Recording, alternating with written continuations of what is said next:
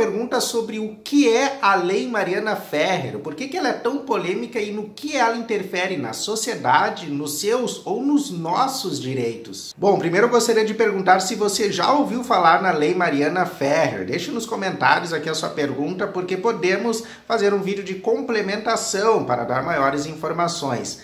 Também leia a descrição do vídeo, porque deixei na descrição alguns materiais bem bacana, tá? Dê um joinha e também compartilhe o vídeo de hoje e se inscreva clicando no sininho ali para ir acompanhando o nosso conteúdo e o nosso canal. Então, o vídeo de hoje, o que é a Lei Mariana Ferrer e por que ela é tão polêmica?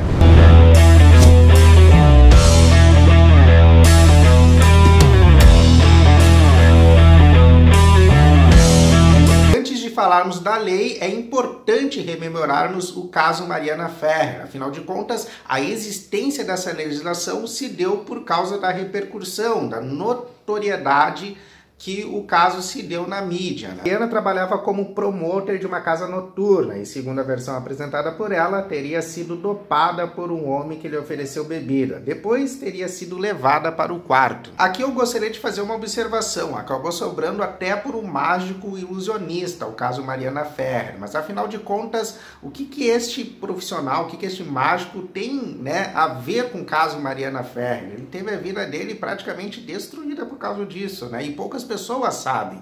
Eu deixei na descrição do vídeo um link aonde você vai ser direcionado e vai entender melhor esta relação entre o mágico ilusionista e o caso Mariana Ferrer. Então ele pega na nossa mão assim e ele manda a gente fechar os olhos. Ela alega que teria sido dopada e logo após estuprada, mas o homem foi absolvido pela justiça nas duas instâncias, inclusive teve até prova pericial. Não foi comprovado que o ato sexual ocorreu, mas não foi comprovado que o ato sexual teria ocorrido sem o consentimento da Mariana Ferrer, que daí sim caracterizaria um estupro, tá? Aqui cabe outra observação. Houve, vários movimentos que, estupro culposo não existe, mas é justamente por isso que ele foi absolvido, por o estupro culposo não existir. É isso que está na sentença. Por não existir é que ele foi absolvido, Então, o juiz nunca disse lá na sentença dele que existe a modalidade de estupro culposo. Não existe, nunca existiu e é isso que está no processo. Na audiência de instrução, então, a defesa do empresário, vamos dizer que pressionou Mariana, mostrou fotos e demais materiais revelando a sua vida privada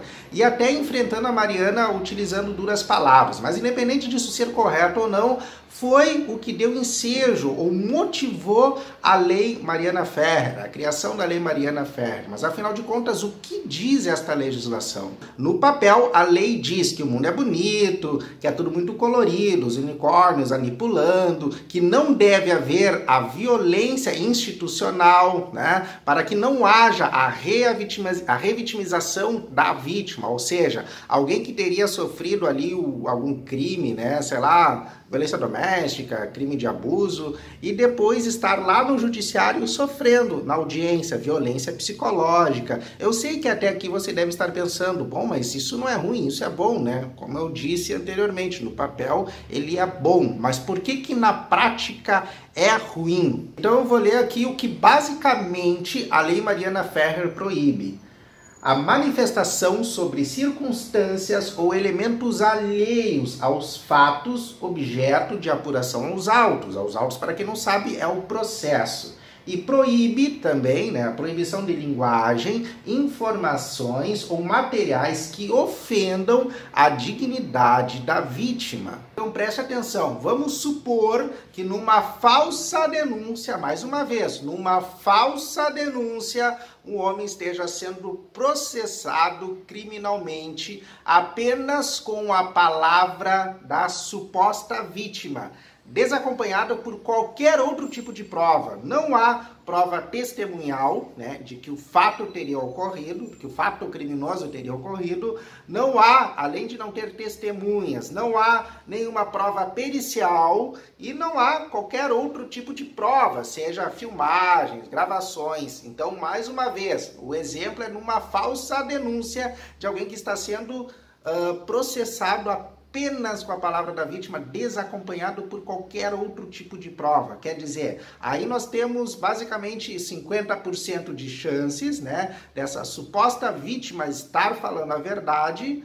e também temos 50%, né, quer dizer que por outro lado temos 50% de chances de alguém também estar falando a verdade, ou seja, 50% de chances de estarmos colocando um inocente na cadeia por um tipo penal gravíssimo apenas com base na palavra da outra pessoa, tá? Eu não estou falando daqueles processos que é a testemunha, que é a prova pericial de que o crime realmente ocorreu. Eu estou falando quando não se tem nada disso, tá? Então, o que pega nessas questões, né? Então, a justiça, né, tem entendido que quando a palavra da suposta vítima, quando a narrativa da suposta vítima, ela é firme lá na fase do inquérito policial, lá no depoimento junto à autoridade policial, e quando a palavra da suposta vítima também, quando a narrativa dela é firme, também na audiência, na instrução criminal, lá dentro do processo, tá? A condenação já é quase certa, tá? Com base apenas na palavra da suposta vítima, ainda que desacompanhado de outras provas, né? Aí você vai perguntar, mas o princípio da presunção de inocência, a presunção da não culpabilidade, prova que eu sou culpado, não conseguindo provar que eu sou culpado, devo ser absolvido, o princípio do indúbio pro réu, né? Na dúvida, absolve-se, é melhor termos um culpado, assim dizendo, solto, do que termos um inocente preso, apenas por a palavra de alguém, né, injustamente lá enjaulado, né? Então, o que ocorre? O judiciário hoje tem o entendimento de que, em alguns casos, em alguns tipos penais, né, a palavra da vítima vale como prova. Então, se a palavra da vítima vale como prova, eu não posso mais dizer que não tem provas. A palavra dela, da suposta vítima, já é uma prova. E o que a Lei Mariana Ferrer interfere? Porque não temos como verificar os casos de dissimulação, porque a defesa fica limitada. E por que a defesa fica limitada para verificar casos de dissimulação? Por causa da Lei Mariana Ferrer. Por quê? Porque para mostrar que alguém está sendo dissimulado, muitas vezes vai ser necessário, sim, prestar alguma informação que seja meio complicada, mostrar materiais, fotos, enfim, que vai acabar violando, de fato, a dignidade da suposta vítima, vai acabar ofendendo a suposta vítima a determinados materiais. Mas às vezes não tem outra forma de mostrar que aquela pessoa está mentindo, que aquela pessoa é dissimulada. Não tem outra forma, muitas vezes não tem outra forma. E o que acontece? A Lei Mariana Ferrer impede isso. Então, se faz necessário mostrar materiais ofensivos para aquela pessoa, para comprovar que o outro é inocente, impedindo que ele seja preso por um tipo penal gravíssimo, entendo eu que esta proibição, por limitar a ampla defesa, né, entendo eu que isto seria ou deveria ser considerada inconstitucional nesse sentido. Não é o entendimento do judiciário, que fique bem claro, tá? É a minha opinião técnica. Então, por isso que a Lei Mariana Ferrer é complicada, tá? Ela acaba, na prática, limitando a defesa de quem responde um processo e de quem responde um processo por um tipo penal grave, né? Então, sobre a proibição, né, quanto à manifestação sobre circunstâncias ou elementos alheios aos fatos objeto de apuração, aos autos, aqui também se tem problemas técnicos, tá? Porque muitas vezes é necessário mostrar a história toda, a história inteira, né?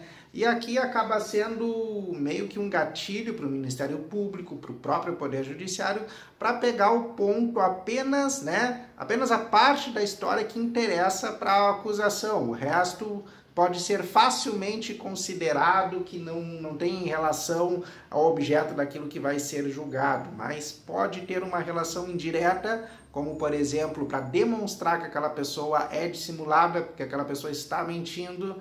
Então, a defesa pode ser facilmente limitada e, entendo eu, né, como aquela pessoa está respondendo, quem está respondendo um tipo penal gravíssimo, tem que ter todas as armas, né, ali à sua disposição, todas as armas processuais, e não ter uma lei que vá limitar a sua defesa, violar a ampla defesa, né? Então, nesse sentido, a Lei Mariana Ferrer, ao meu ver, ela é uma proteção, né? Não deixa de ser uma medida que protege a suposta vítima, mas, como eu digo, todo remédio que é dado de forma exagerada, ela acaba se tornando um veneno.